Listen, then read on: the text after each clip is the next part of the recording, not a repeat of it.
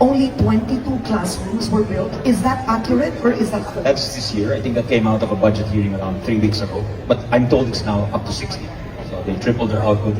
And in terms of growth, how delayed is the needs of our classroom with the number of preschoolers, grade schoolers that are coming into the system?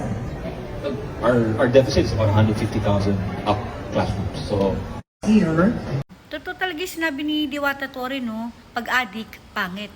Tingnan mo yung tsura nitong si Angara. Gwapo dati to eh. Nung nabarkada, napasama dito sa pamilyang Niwe, tingnan mo yung tsura, mukhang zombie na hindi mo maintindihan. Ang dumi, ang dugyot. Aklain mo, sekretary ka ng DepEd, edukasyon. Mga estudyante, para sa kinabukasan ng mga bata, ang hinahawakan mong departamento, tapos putang inang Niwe ka. Yung normal na normal lang sa'yo na sabihin, yes, 22 classroom lang ang nagawa namin, ha? Out of 731 billion na ibinigay na budget sa DepEd.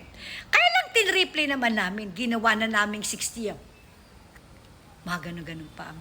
Pero may kulang pa mga 150,000. Alam mo, wala kang kahihaya na chinichika. Tingnan mo ni tsura mo. Kailangan ba talagang makisama ka sa pamilyang Niwe? Para lang may mapala ka para sa sarili mo. Yang karma mo yan eh. Dahil makasarili ka, ang iniisip mo lang kung ano mapapala mo sa pakikisama sa pamilyang Niwe, na may tsura mong Niwe ka na rin. I hope hindi madamay ang pamilya mo sa ginagawa mo. Hindi sana masira ang pamilya mo o ang political career mo dahil isa ka na rin Niwe. Tama talaga si Torre. Pag-adik, pangit. Tingnan mo itsura mo, nakakadiri ka. Nakakahiya ka.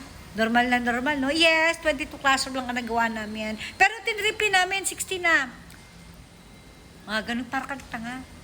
Pero may kulang pa kami mga 150,000. Ina mo, adik ka rin. Kakahiya ka.